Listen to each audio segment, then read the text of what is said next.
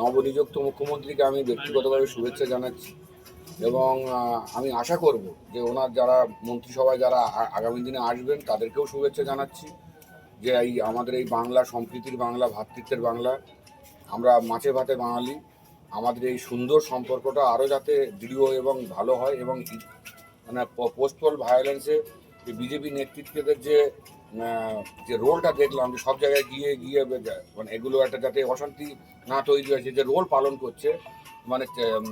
তাতে শুরুটা এমন সুন্দর হয়েছে, আমার তো মনে হয় আগামী দিনের শেষটাও খুব ভালো হবে। এটা তো আমাদের পারিবারিক সম্পর্ক, সেখানে তো নিশ্চয়ই আরও বেশি মানে দাদার ক্লোজে থাকতে পারবে, এটুকু তো আশাবাদী আমরা। এই দিনে বাংলার মানুষ বুঝতে পারবে যে এই মানুষটা কত কাজের এবং কত গ্রাসরুট লেভেলে নিচে নেমে উনি যে কাজ করেন এবং প্রতিটা কর্মী, দীর্ঘদিনের পুরনো কর্মীদের সঙ্গে সম্পর্ক মেনটেন করেন এত ব্যস্ততার মাঝে, যে ছোটো ছোটো কর্মীদের নাম এবং বাড়ি ঠিকানা যে মনে রাখতে পারেন, মানে এটা অদ্ভুত প্রকৃতির মানুষ, মানে মহান মানুষ, সেটা আপনারা বাংলার মানুষ আগামী দিনে বুঝতে পারবেন।